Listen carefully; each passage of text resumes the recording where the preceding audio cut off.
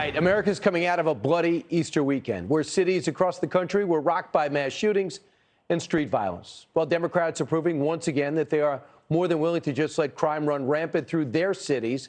A shooting out of control in South Carolina, for example, at a mall Saturday, 14 injured, 9 of them with gunshot wounds. The shooter, 22-year-old, his name was Joanne Price. You're looking at him. He was illegally carrying a pistol before he started shooting into a crowd of shoppers. Now, Price was put into handcuffs, of course, right? Till he was later released on $25,000 bond. You heard that right. It gets worse. 24 hours later, the guy that shot up a mall was sent home where he was given an ankle monitor. And it gets worse. He was put under house arrest. But the judge is allowing Price to go to work while he waits around for his trial. He just has to avoid malls. Really? Like that's going to do anything. Democrats have become the party of no common sense. They're letting the most aggressive criminals run free on the streets and then blaming the out-of-control crime on guns or COVID or just to name a few of their excuses of late. How about start doing the obvious and stop putting criminals back on the streets? Care about the victims. We've been saying this for the longest time, but they're not learning their lesson, and we're paying the price. Our kids are the ones that have to suffer for it in many cases. You want an example? How about Pittsburgh?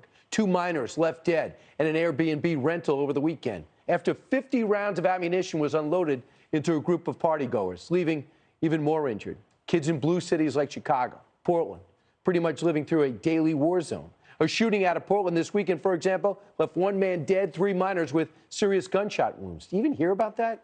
And Chicago saw another 16 wounded, leaving 1 dead from shootings that took place across the city.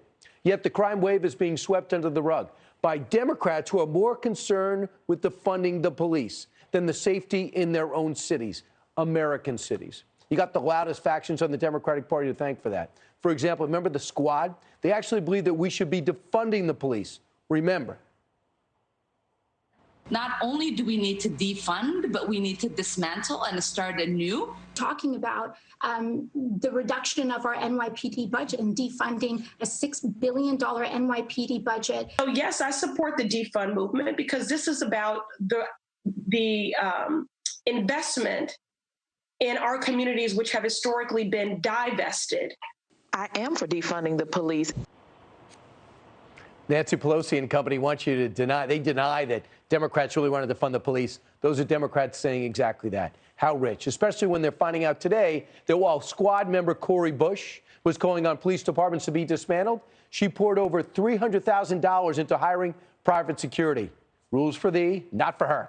What's worse is that you have district attorneys who are walking in line with the Squad's talking points and convicted murderers thanking them for doing it.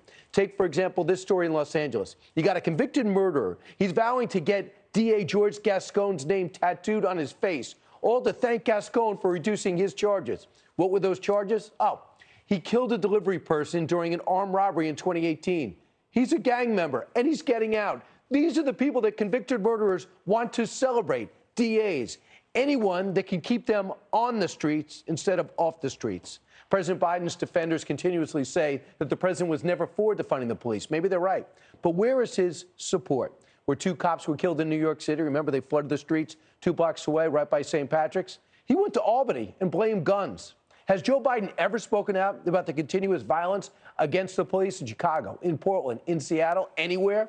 And the mass exodus of the men and women in uniform in almost every major city? Has he said a word about that? But at least the mayor of New York City now is starting to understand the gravity of the situation in America's most famous city, seeing wisdom in former police commissioner Bill Bratton's words. Listen. The scales right now are tipped very heavily in favor of the reforms of the progressive left. Well-intended, some needed, but tipped too far.